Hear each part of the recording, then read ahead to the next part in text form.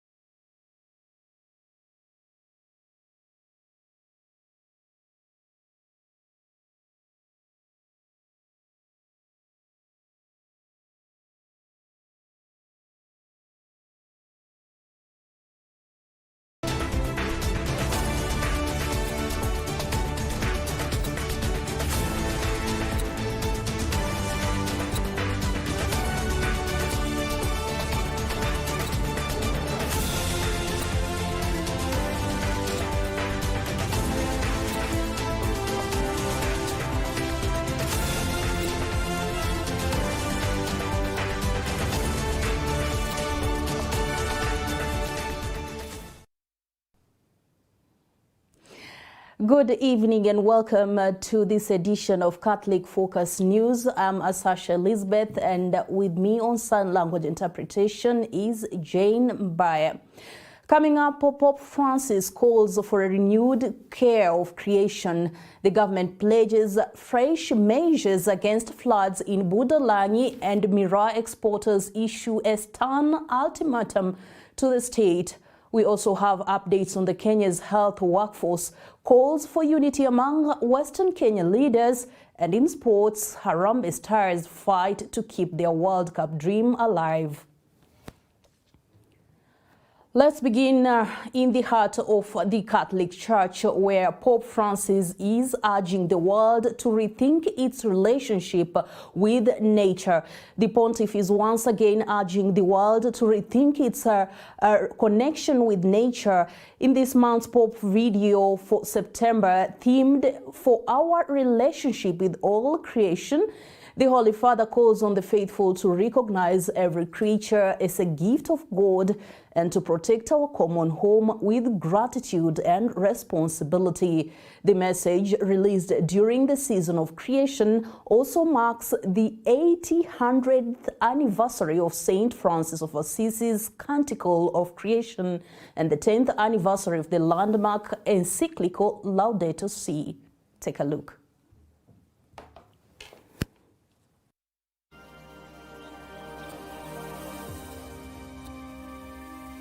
Let us pray that, inspired by St. Francis, we might experience our interdependence with all creatures who are loved by God and worthy of love and respect.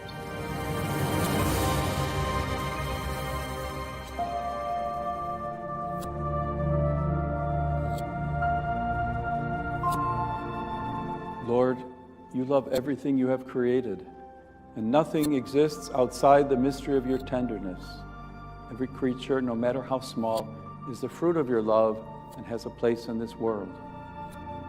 Even the simplest or shortest life is surrounded by your care. Like St. Francis of Assisi, today we too want to say, "Praised be you, my Lord."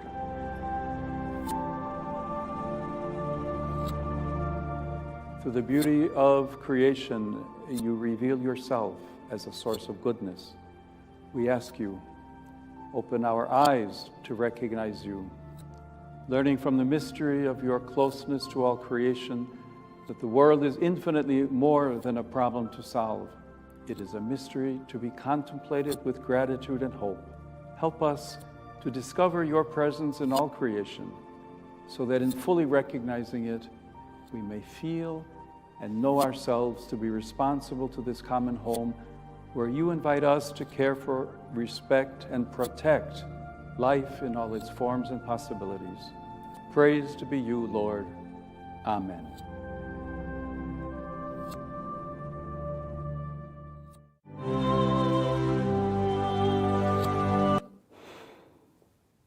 A timely call indeed from the Holy Father, echoing 8 centuries since St. Francis' Canticle of Creation urging the world to cherish creation and protecting our common home. Of course, timely because we are witnessing a lot of destruction against our common home, against Mother Nature, emanating from conflicts, human activities, and the nature is also attacking back.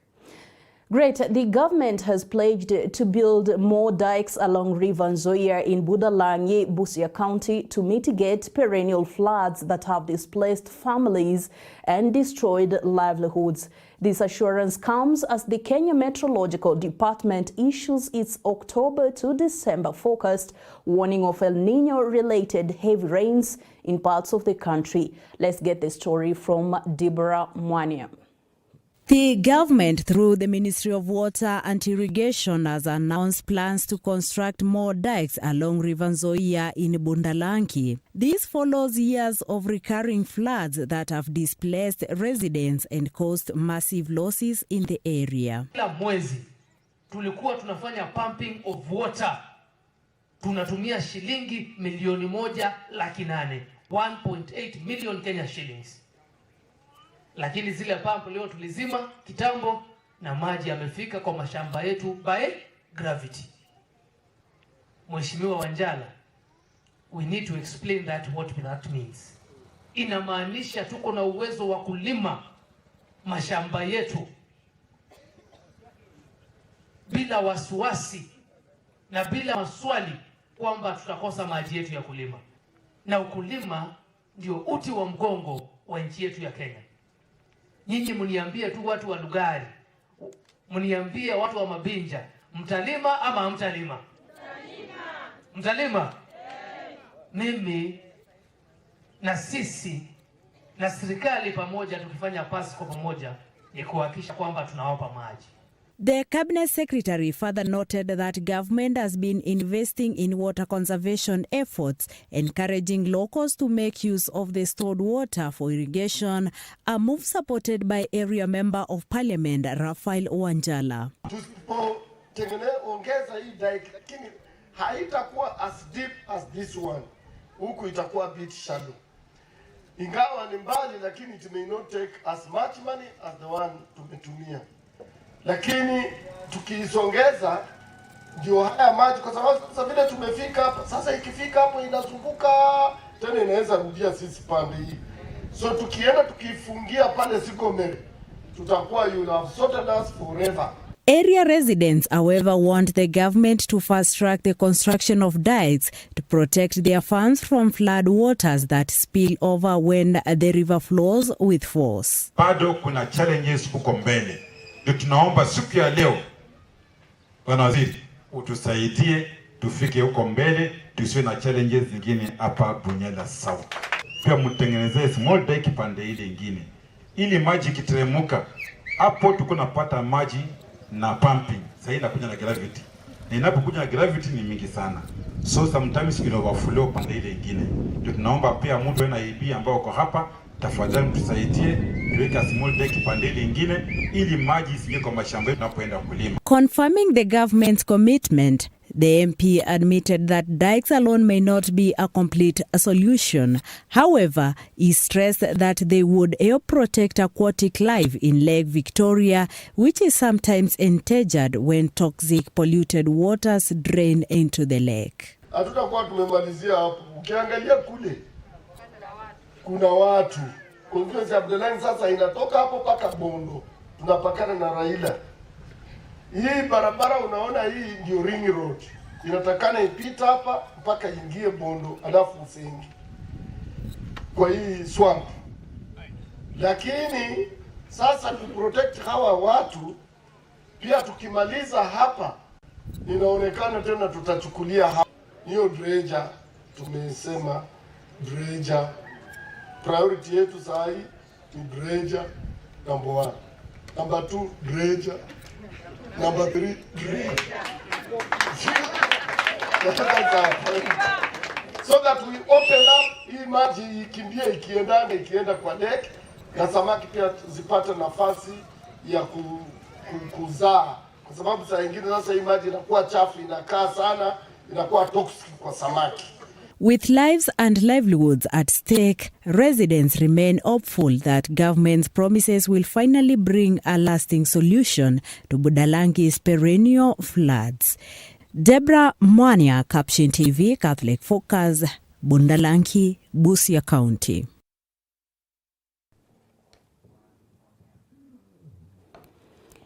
Now, the warning on El Niño rains is a stark reminder of the urgent need to strengthen disaster preparedness, even as communities along River Nzoia wait for lasting solutions. Moving forward, the government has stepped up efforts to secure Kenya's health workforce with plans to absorb more than 7,500 universal health coverage staff into permanent and pensionable terms. Medical Services Principal Secretary Dr. Umo Oluga is urging counties to fast-track the submission of staff details to pave the way for contract reviews in line with the Salaries and Remuneration Commission guidelines. At the same time, President William Ruto has directed that community health promoters across the country should be paid on time as part of efforts to strengthen grassroots healthcare delivery. Our reporter Maureen Kimani has the full story.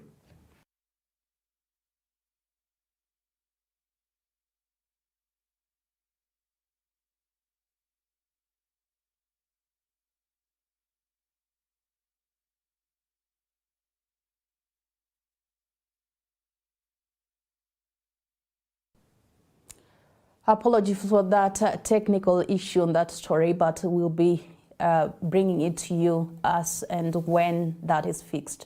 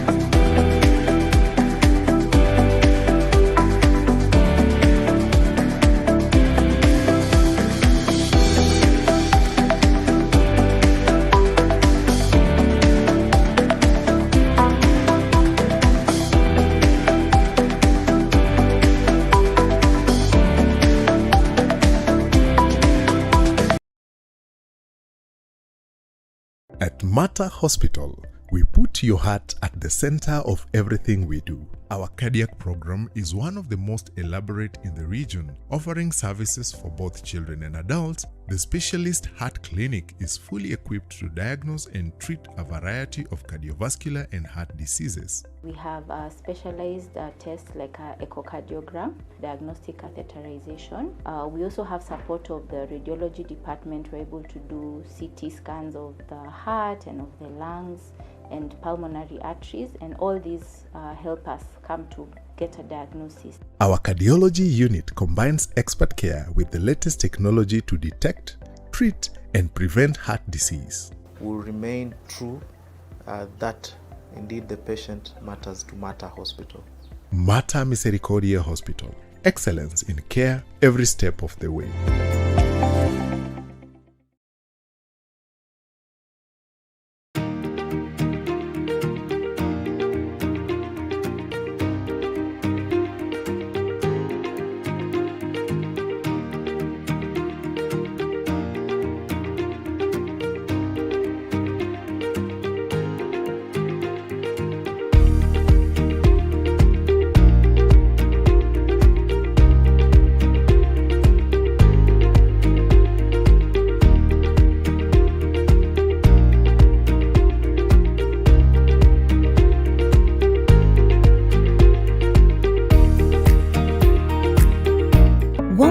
to St. Augustine Teachers Training College, Ishara, affiliated to the Catholic University of Eastern Africa. I'm Father Joseph Isaiah Njiro, Principal St. Augustine Teachers Training College in the Catholic Diocese of Embu. This college was started in 1990 by our first Bishop, John Cardinal Joe, with the sole purpose of molding, training, and forming teachers of integrity. These are teachers who are spiritually, emotionally, and psychologically mature in their character and in their personality. We offer the following courses: Diploma in Secondary Teacher Education. Requirements are C+ and above in KCSE, C+ and above in 2 teaching subjects, D+ in mathematics and C plain in English. Diploma in Primary Teacher Education. Requirements are C plain in KCSE and above, Diploma in Guidance and Psychological Counseling, C plain in KCSE and above, Certificate in P1, GTE, Nursing or any other relevant certificate. Upgrading to CBC Diploma for all PTE and ECDE students. Requirements are PTE, ECDE certificate and TSC registration certificate. What makes us outstanding is that students have a voice. I can say this from experience. We are not just trained to pass in our examinations, but for the future. At St. Augustine's Teachers College, we don't just focus on academics. We build a community. We learn, we lead, and we make lasting friendships. So if you are looking for a place to be at, we encourage you to join St. Augustine's Teachers College. We would love to be with you. We wish to welcome parents and guardians to enroll their sons and daughters in St. Augustine Teachers Training College for a quality diploma in education and guidance and psychological counseling. Intakes are ongoing. Apply now to get started. For more information, call the Principal, St. Augustine Teachers Training College at 0722 908 044 or 0735 424 580. Welcome all to St. Augustine Teachers Training College, Ishara.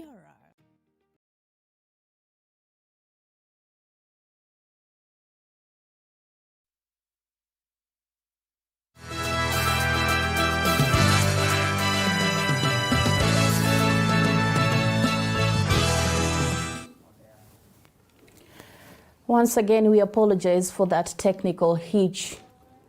The government has stepped up efforts to secure Kenya's health workforce with plans to absorb more than 7,500 universal health coverage staff into permanent and pensionable terms.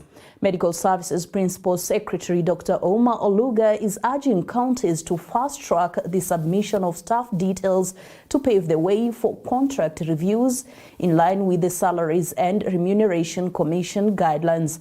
At the same time, President William Ruto has directed that community health promoters across the country be paid on time as part of efforts to strengthen grassroots healthcare delivery.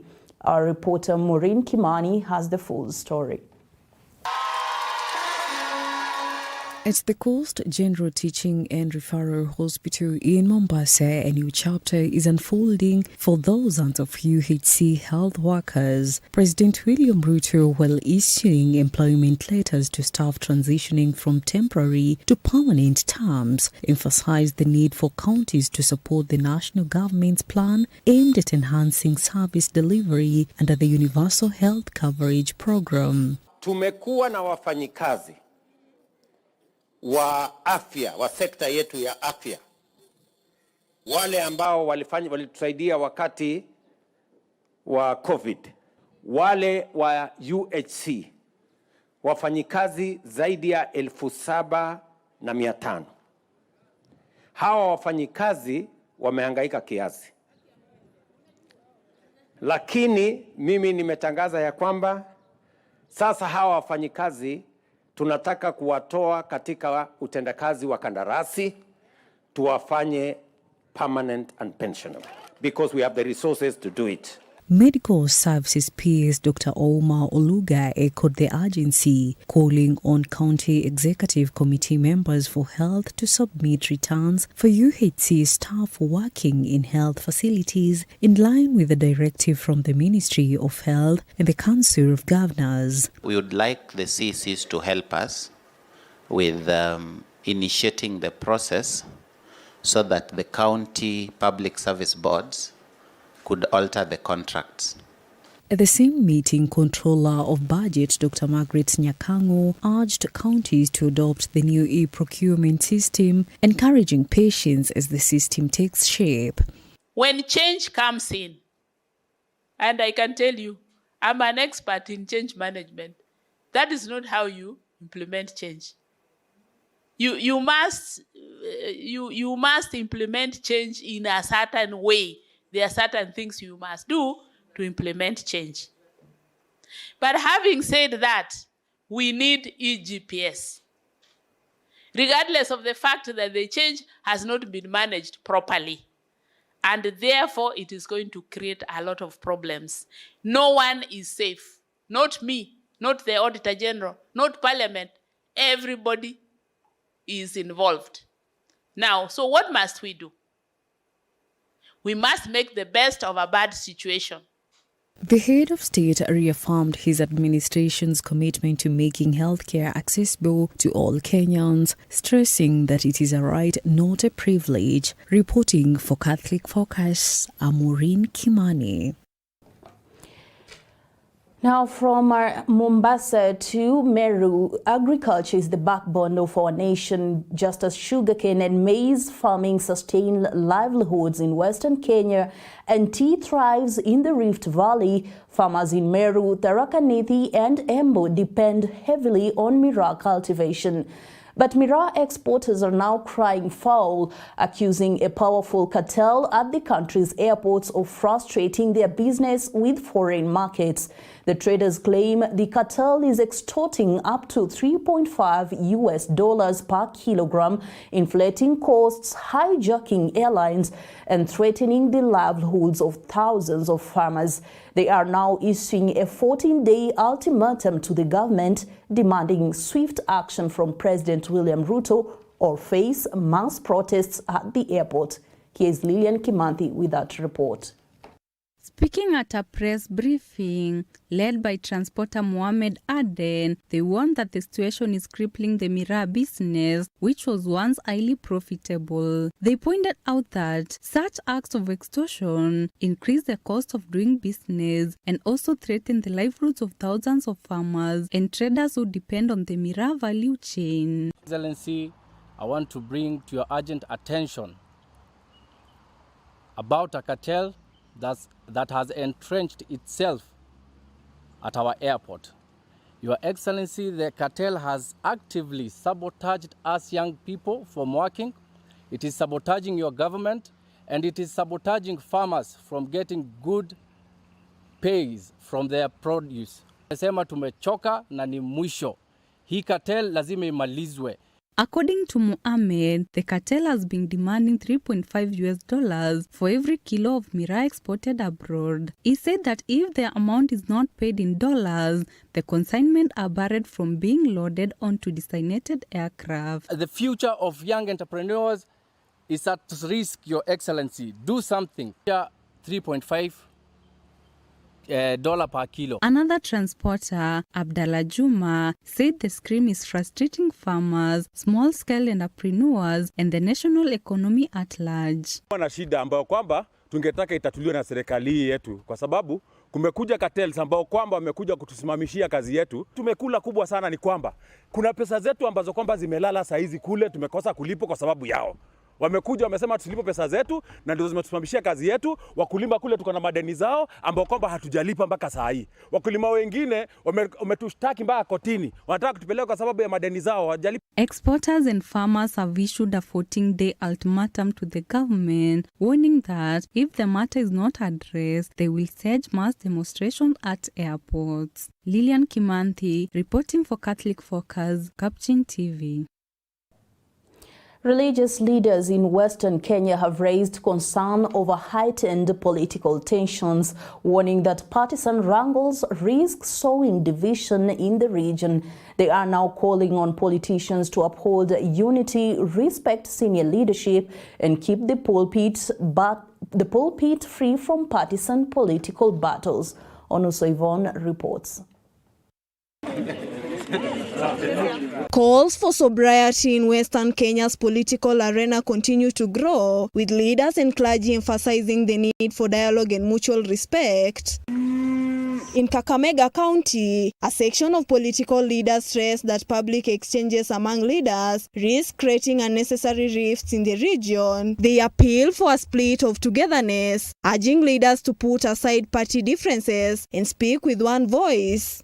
Tunahimiza viongozi wa Western ambao ni pamoja na Mheshimiwa Cleophas Malala ya kwamba tungependa sisi sote tukae nyuma ya Papa wa Roma, kwa sababu tukiendelea kukawanyika hivyo uongozi wa Western utakuwa mgumu. Nitasema unapoona kuna viongozi kama Wetangula, viongozi kama Mdavadi ambao ni wazee wetu, wazee kama Oparanya ambao ni viongozi national leaders, pia wao walikuwa vijana, wangelikuwa na mwongozo huu ambao tunachukua wa kudhalalisha viongozi wetu katika matanga na hafla, sidhani kama wangefika pale walipo. Na tukitaka kufika wakati huu, ile transformation ambao viongozi hawa wameweka ni ngumu sana kuifutilia mbali, sababu wali take their time na hawakuruhusu ambition zao kufunika macho yao kwa mambo ambayo wanazingatia. Malava parliamentary hopeful Simon Kangwana echoed the call, underscoring the importance of working in harmony with the national government to drive development in the region. Watu ningependa tuwe na heshima. Tumepatilisha matanga, imekuwa ni sarakasi, ni drama ya siasa. Drama itaendelea mpaka saa ngapi? Malava haijakosa viongozi wako wale wa kusema mambo ya Malava. Sini hivyo? Yeah. The African Israel Ninaive Church in Malava also spoke out strongly, criticizing the trend of turning funerals and church services into political platforms. Ni vizuri viongozi wa kisiasa kuheshimu kanisa na familia, ambayo wakati wa maombolezo kuheshimu viongozi na serikali kuu pia ni jambo la maana. The clergy reminded politicians to respect the pulpit, saying such spaces should be used to unite communities and foster peace. Tunataka tumuombe Mheshimiwa Cleophas Malala ya kwamba kitendo hicho hakikuonekana sawa kwa sisi kama kanisa ambalo lilikuwa limeandaa hafla hiyo, na pia kwa wakaaji wote wa Malava. Tunaomba kwamba awe na heshima. Mambo ya furuku, mambo ya vita kati ya viongozi wetu, sisi kama wamama ndio tunaumia. Tuko na watoto wetu, tunalala nje, baridi ni mingi. Sasa mimi kama mama nasema ya kwamba si tunaunga serikali yetu itengeneze hii mambo ya vita isikue. Their united message leaders must respect one another, honor sacred spaces, and focus on building cohesion for the people of Western Kenya. Reporting for Catholic Focus, my name is Onuso Yvonne.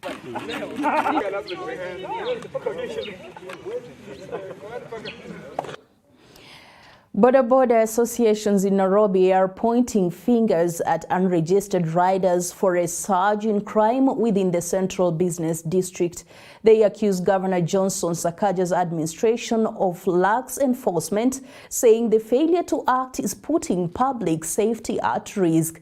This comes amid escalating cases of insecurity that have left residents and businesses on the edge. Kwa majina naitwa Patrick Mwasia, chairman wa 047 bodaboda Transcorp katika Nairobi County CBD aswa. Tuko na sako 17 ambazo ni registered. Tuko na jamani ambaye tumemteua kama overall chairman, kwa jina anaitwa Dennis Ochieng. Mimi ni mdogo wake. Tunafanya kazi hapa CBD area ya, mimi nafanya area ya Archives, between Archives na Ambassador along Tomboya Street. Nimeshangaa sana kuona ya kwamba hii area is very spotted kwa mambo ya wizi, na sisi tunaomba County Government of Nairobi na National Government, tumekuwa na mikutano kadha wa kadha ili kuelimisha mambo ya security hapa CBD. Na tunaomba governor, unajua vizuri ya kwamba ulipatia stages ambazo ni pick and dropping area watu wa bodaboda. Hizo pikipiki ambazo zinatumika kwa mambo ya wizi ni zile ambazo members wako kwa sako, na national government tulikubaliana na watu wa bodaboda. Kila mwana bodaboda lazima awe kwa sako na awe active, ili ya kwamba kama mtu amefanya maovu data yake inachukuliwa kutoka kwa sako. Lakini tunashangaa kitu ya kwanza, kuna watu ambao waliitwa State House na president, hawakuwa wana bodaboda wote. Well, that story right there will be coming to you fully packaged in our subsequent bulletin at 7 p.m. Now on to sports.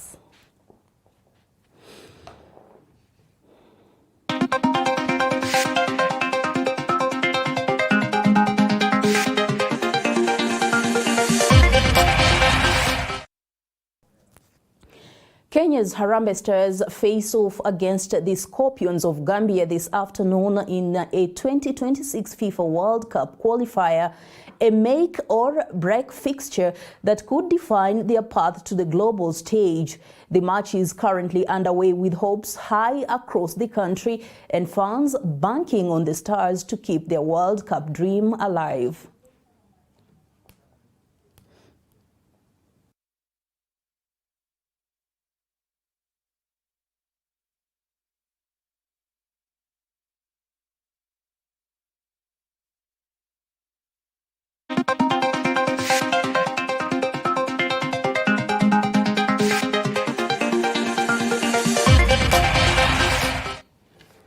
And that brings us to the end of this bulletin. From the Pope's call to protect creation to Kenya's push for stronger healthcare and agriculture reforms, and of course the Harambee Stars battle to the pitch.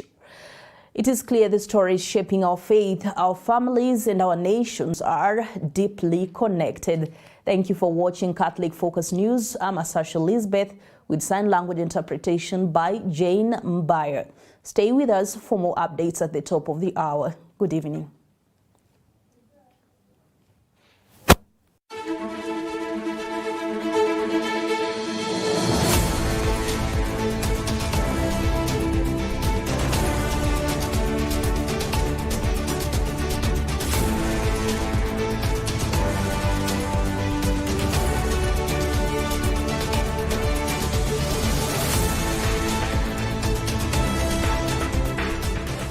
Keep watching Capuchin TV, your staunchly Catholic identity channel.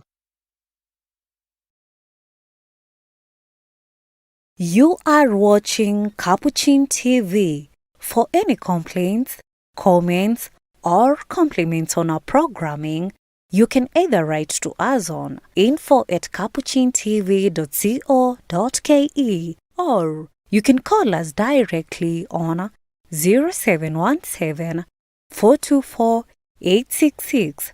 Your complaint shall be addressed within 7 days. Remember to keep a copy of your communication with us. Keep watching Capuchin TV, your Catholic identity.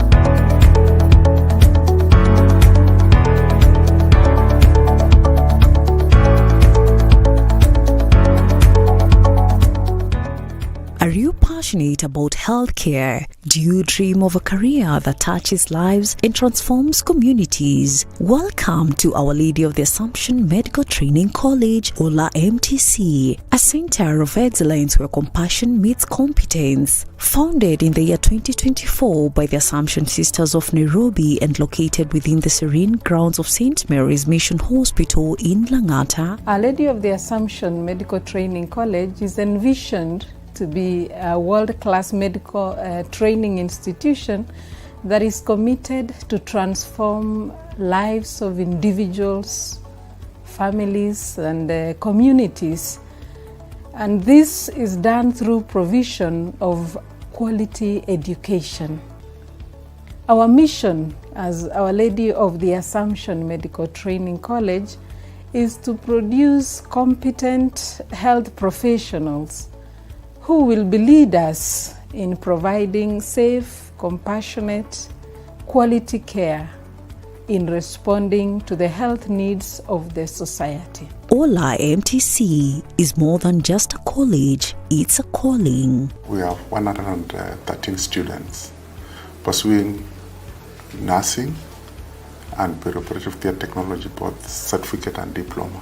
Our programs combine rigorous training, real-world hospital experience, and a deep-rooted sense of service. Choose a wide range of certificate and diploma courses, including Diploma in Nursing, Perioperative Theatre Technology, Health Records and Information Technology, Medical Laboratory Technology, Social Work and Community Development, Health Support Services, and more. For the practicum, we have a skills lab where we take our students after training because we want them to have knowledge when they're taking care of our patients.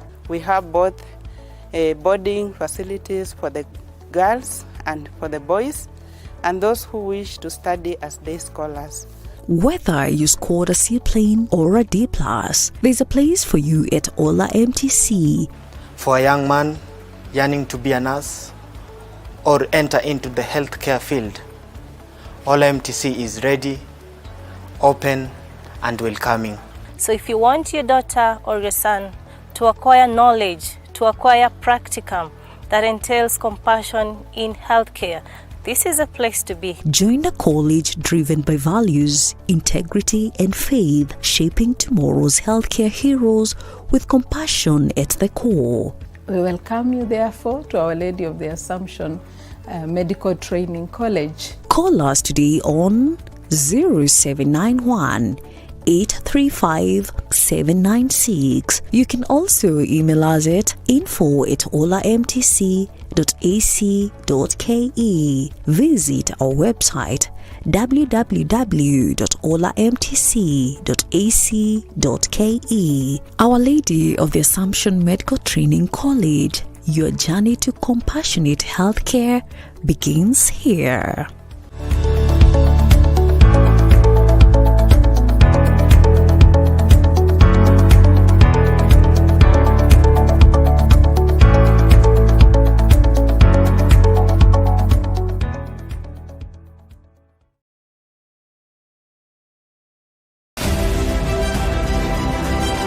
Cancer is not the end. It's a fight you can win together. At St. Francis Community Hospital, our oncology wing offers expert screening, diagnosis, treatment, and compassionate care. Our dedicated team are here to provide specialized cancer care from early detection, diagnosis, treatment, and support. Early detection saves life. Don't wait. To book your cancer screening, visit us today or call